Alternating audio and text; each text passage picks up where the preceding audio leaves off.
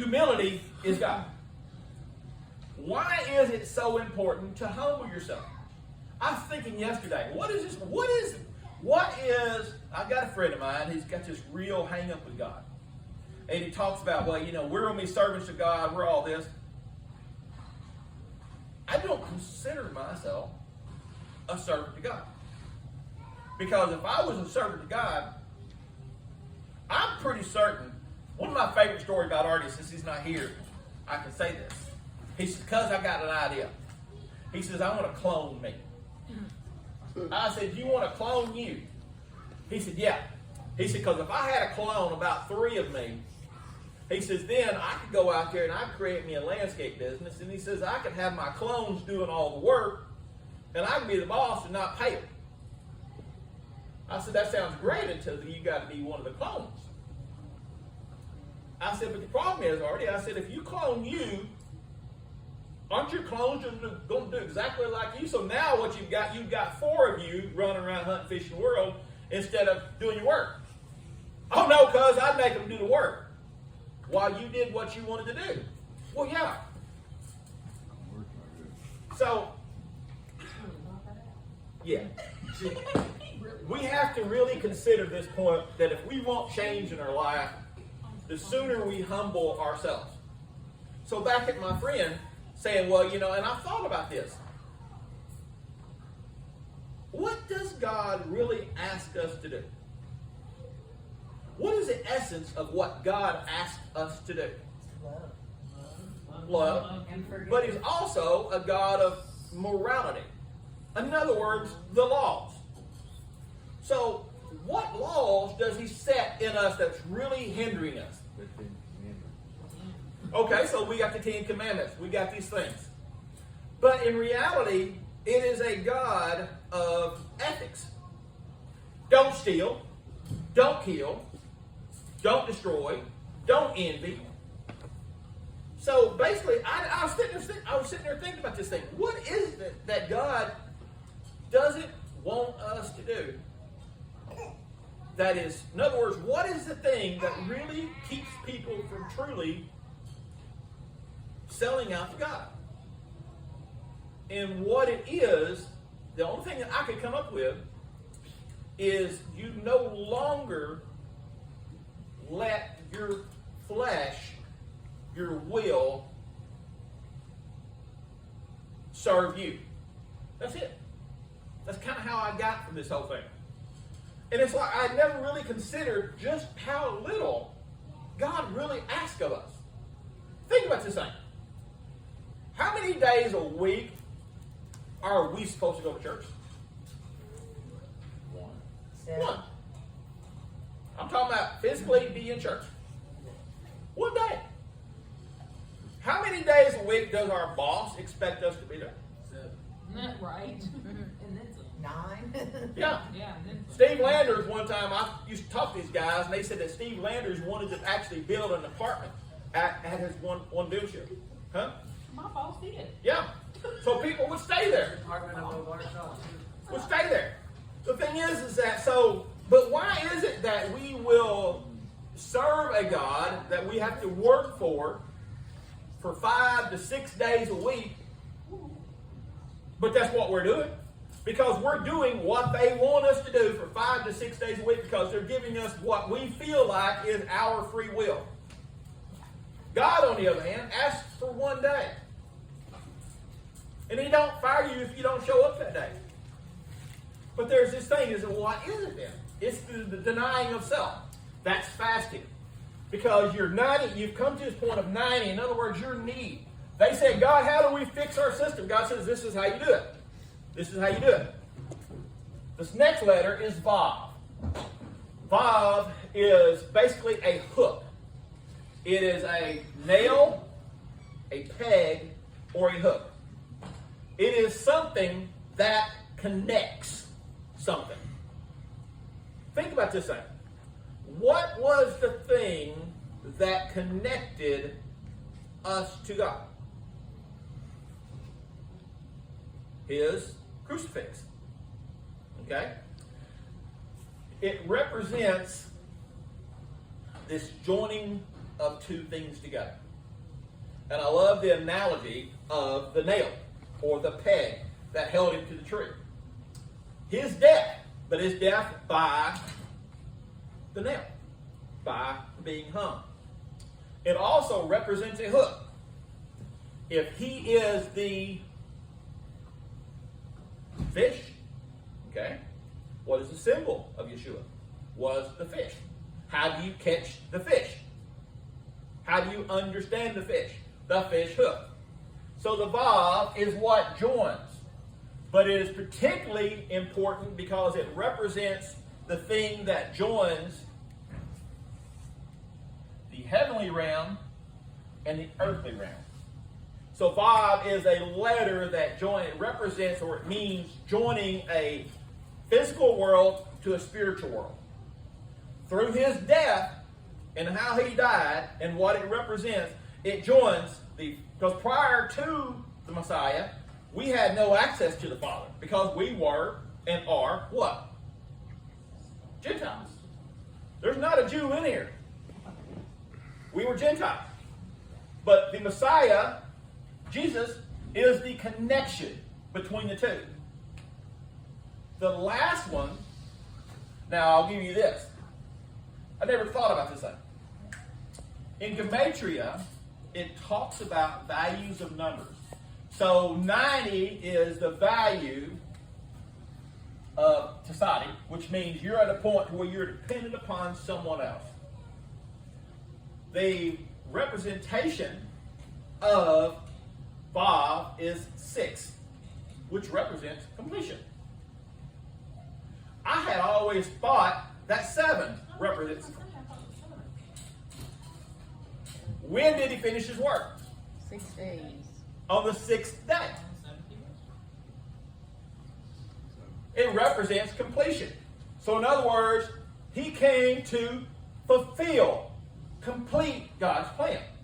That's how the Vav represents this joining together. He completed it. So in other words, if you've got here, and you've got to bridge this gap, you create a bridge, which is what the Vav is. When the Vav finally is joined together, Eric, what is it? It's now completed. The work has been done. He says, and when he died, he cried out, what? What was he talking about? Well, I'm done. He says, I'm done. It is completed. It is done. So it represents the completion. It's funny because now we're arriving on a mem. This is a mem. It's a mem. There is an open mem and there's a closed mem. This is a closed mem. The closed mem is always used at the end of a word. What it represents, it basically means an open mem means a truth that is revealed. Okay? It means something you see. A closed mem means that it is hidden. Now, understand the time in which this was done. Because the mem represents a secret. It also represents the womb. It represents God's hidden designs, God's hidden plans.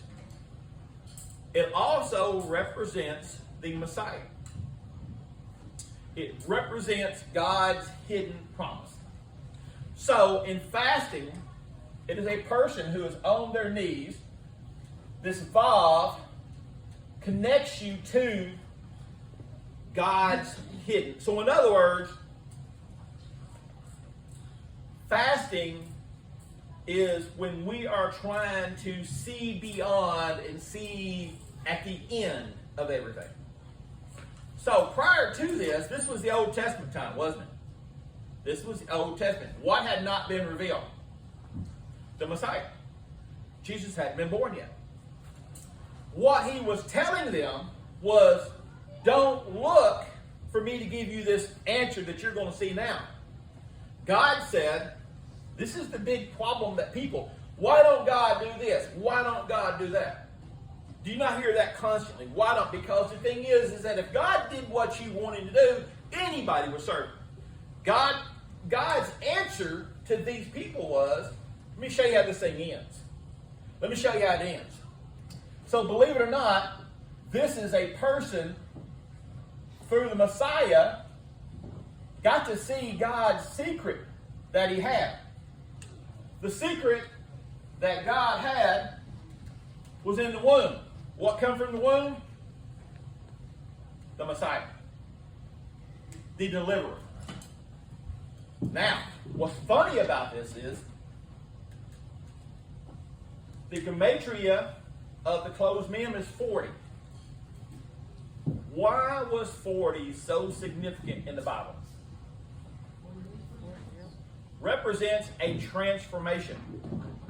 Because anybody who went through something 40 times was changed. It represented a change. Boy, ain't that like the flood? Exactly.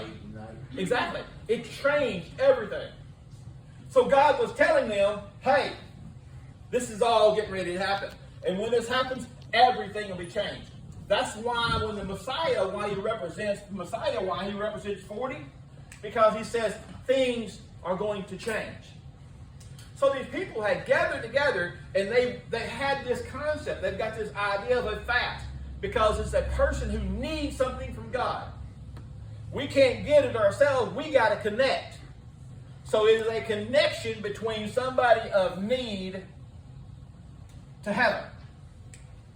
I find it really, really funny because if you take 90, 40, and 6, what do you get? 136. The gematria, in other words, the value of 136, number one, it represents the tribe of Levi. The tribe of Levi, the royal priesthood, the lion. Think about this thing. The tribe of Levi is the royal priesthood. 136 also represents the shield. He is my shield. He is my strong tower. He is this thing. So this fast altogether also represents the hanged man. So you see what's hidden within the fast. The Messiah. The promise. Because you enter into a fast looking for this spiritual connection. As you're going through this thing, you've got yourself to where you are humbled. You're ready for a change. And if you notice you're ready for a change, as you travel down this road, you arrive. Because remember, 40 represents change. You started on your knees, being dependent upon God. You're going through this thing, and even before you got to the change, you get to the 6, it says, I have made it. I've completed this thing. I have joined this thing together. What your needs are already taken care of. You got this. You see this? So basically what we've got here within this concept of fasting, we've got God's answer to a problem. So in other words, what are you willing to give up? What are you fasting for? What are you saying, okay, God, I need help? He laid it out for us. Does that make sense? So in other words, fasting is not just fasting, in other words, of, well, I got to give up food. I'm going to do this, I'm going to do that. That's not what you're doing. When you're fasting, what you're doing, you're giving away your desires. You're giving away, you have come to this point to where you are looking to God to make a change. Fasting brings about the change. Fasting brings about the change. If you want to change, enter into a fast. Give up something that's holding you back. What is it that's holding you back? We started this. What is the biggest problem that people have with God? They don't want to give up. What's he asking you to give up? Your carnal nature. In other words, what runs your flesh? What fleshly things do you cling to? What are the things? Remember when God led them into the promised land, he said what? Do away with all this crap. You don't need this stuff in your life. But yet, we let other things populate us. We let everything else. So when we think about these things, it says, seek ye first the kingdom of heaven. And all these things will be added. What he's saying is that set apart this time.